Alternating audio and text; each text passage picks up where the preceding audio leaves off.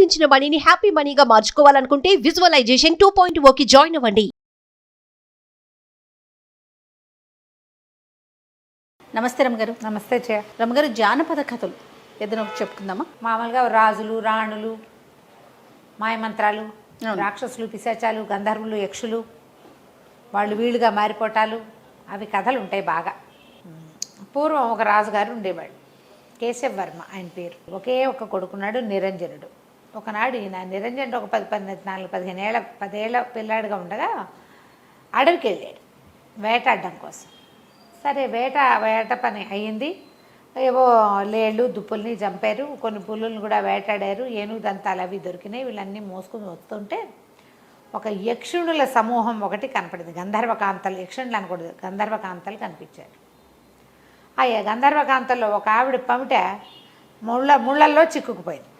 మిగిలిన వాళ్ళంతా వెళ్ళిపోయి ఈవిడ ఒకటి ఇక్కడ ఆగిపోయింది, చీర తీసుకుంటుంది ముళ్ళల్లో. రాజుగారికి ఎదురుపడింది. రాజు చాలా మైమరిచిపోయాడు ఆవిడని చూసి. ఆవిడని బతిమలాడాడు, నువ్వు ఎంతో అందంగా ఉన్నావు, మా అంతఃపురంలో ఉంటే మా అంతఃపురానికే కాంతి, మా అంతఃపురానికి రా, నాతో రా అని వెంబడబడ్డాడు. ఆవిడ చీర చెంగు చేసుకున్నాడు.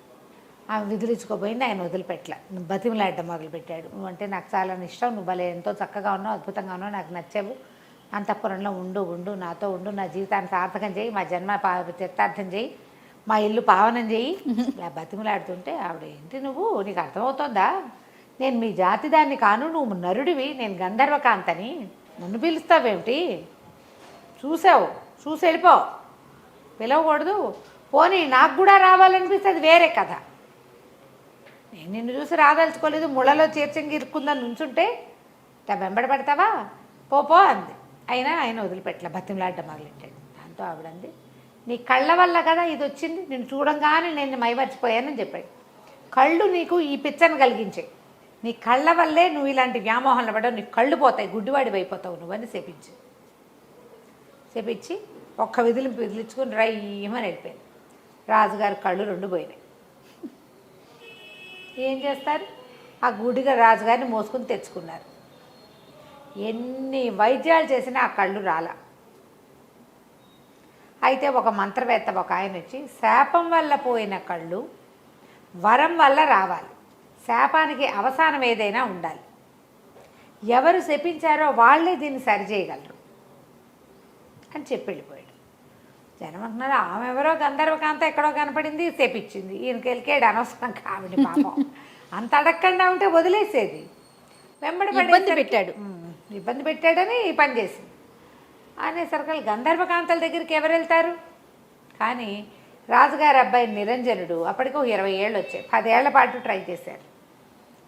ఆయనకి శాపం నాటికి అబ్బాయికి 10 ఏళ్ళు, ఇంకో 10 సంవత్సరాలు గడిస్తే ఏకైక పుత్రుడు. అతను ఏమన్నాడంటే, ఈ రాజ్యం నాది, రేపొద్దున మా తండ్రి తర్వాత నేనే చేస్తాను. మరి మా తండ్రిది తీసుకుంటున్నప్పుడు తండ్రి శాపం గురించి కూడా నేను ఆలోచించాలి కదా, నేను వెళ్తా, నా గంధర్వకాంత ఎక్కడుందో వెతుకుతానని అన్నాడు.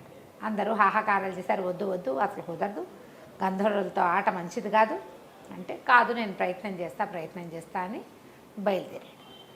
ఓ గుర్ర వేసుకుని వెళ్ళాడు. ఈ వాళ్ళ రాజ్యానికి ఈశాన్య దిక్కులో గంధర్వులు ఉంటారని ప్రతీతి. ఈ రాజుగారికి కూడా ఈశాన్యం వైపు ఉన్న అడవిలోనే ఈ గంధర్వకాంత కనపడింది. ఈశాన్యం వైపుకి వెళ్ళిపోయి ఇక ఆహారం తెచ్చుకున్న ఆహారాలన్నీ అయిపోయినాయి. పళ్ళు గిళ్ళు ఏమీ లేని ఒక పెద్ద చెట్ల తోపులోకి ప్రవేశించాడు. నీరసానికి కళ్ళు తిరిగిపోతున్నాయి అబ్బాయికి. పడుకుందామని పడుకున్నాడు. స్పృహ తప్పిపోయాడు, ఇంచుమించుగా నిద్ర కాదు అది, పడిపోయాడు.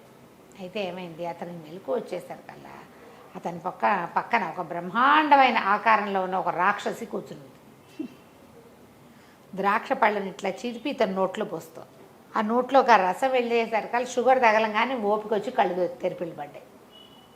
అక్కడి నుంచి అన్నీ పట్టుకొచ్చి తినిపించింది. వీటికి ఓపిక లేదు, అది ఎవరో భయపడేంత ఓపిక లేదు అతనికి, భయపడడానికి కూడా కొంచెం సత్తా కావాలి, అదే సత్తు లేదు.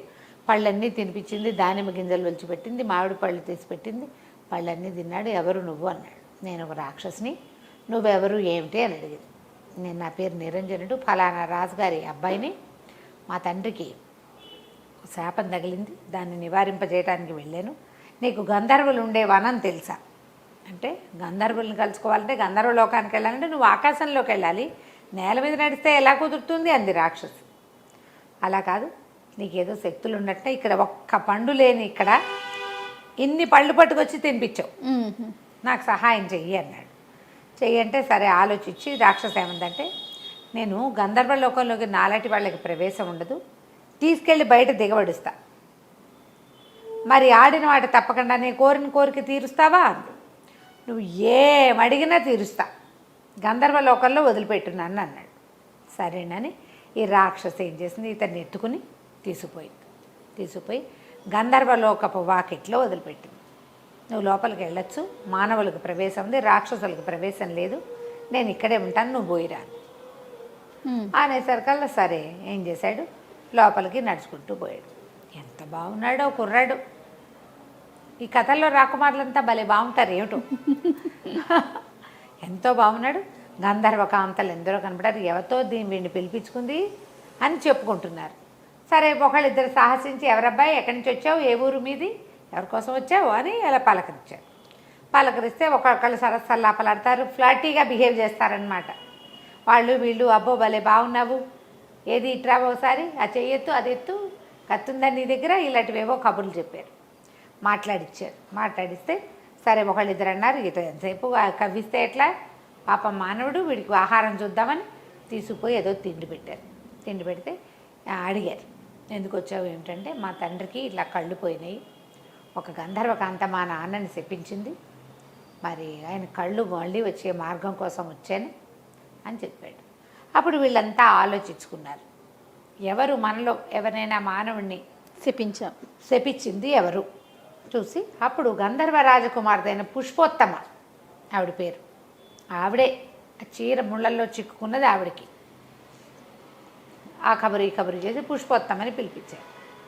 ఆ పుష్పోత్తమ వచ్చేసరికల్లా అప్పుడు ఈ కుర్రాడు అడిగాడు, మా నాన్నని మీరు తెప్పించారు కదా, ఆ శాపం పోగొట్టే అవసానం ఏదైనా చెప్పండి, కళ్ళు లేక మా నాన్న చాలా బాధపడుతున్నాడు మరి అని అడిగాడు. అడిగేసరికల్లా ఆవిడ ఏమందంటే, నా వెంటబడ్డాడు, లేకపోతే నేను చెప్పించేదాన్ని కాదు, రా రా రా అన్నాడు, ఆ కళ్ళ వల్లే అతను ఆ వ్యామోహంలో ఇరుక్కున్నాడని నేను కళ్ళు పోవాలని చెప్పించాను, సరే ఓ పని చేస్తా, నేను ఇప్పుడు వచ్చి శాపం నివారించలేను అని తల్లోంచి ఒక పువ్వు తీసిచ్చి, ఈ పువ్వు పట్టుకెళ్ళి, ఈ పువ్వు కళ్ళకి తగిలిస్తే అతనికి చూపు వస్తుంది, కాకపోతే ఒకటే నియమం, ఈ పువ్వు తీసుకెళ్ళి కంటికి తగిలించేవాడు ఆడి తప్పకూడదు, వాడు అబద్ధం ఆడాడా లేదా ఆడిన మాట తప్పాడా కనబోతుంది మళ్ళీ, ఆడి తప్పని వాడై ఉండాలి ఆయన, అలాంటి వాడైతేనే ఈ పువ్వు పనిచేస్తుంది. సరేనని పువ్వు చెత్తపుచ్చుకున్నాడు. బయటకు వచ్చేసరికి రాక్షసి సిద్ధంగా, సరే రాక్షసి నువ్వు ఎంతో మంచి పని చేసావు, నీ వల్ల నాకు మా నాన్నకు సహాయం లభించింది, ఇప్పుడు చెప్పు నీకేం కావాలో చెప్పు, ముందు నన్ను మా ఇంటి దగ్గర దింపన్నాడు.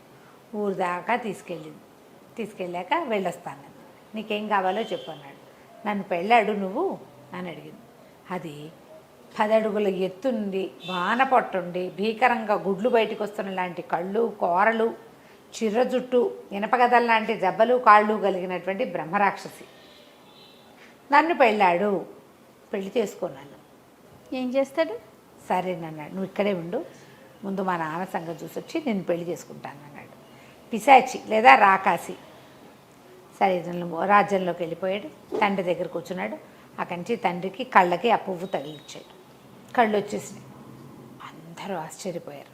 సరే అబ్బాయి అన్నాడు, నాన్న మళ్ళీ ఒకసారి బయటికి వెళ్ళే పని ఉంది నాకు, నేను వెళ్ళొస్తాను అంటే ఏం చేయటానికి అనేసరికి అలా నాన్న అబ్బాయి ఏం చెప్పాడంటే, ఒక రాకాసి చాలా సహాయం చేసింది, మరి ఆమెను పెళ్లి చేసుకుంటానని మాటిచ్చాను, పెళ్లి చేసుకోవాలంటే తండ్రి అన్నాడు, ఏముంది దాన్ని అక్కడెక్కడో వదిలేసావు, రాకాసిని పిశాచిని నువ్వు పెళ్లి చేసుకోక్కర్లేదు మానేయమన్నాడు.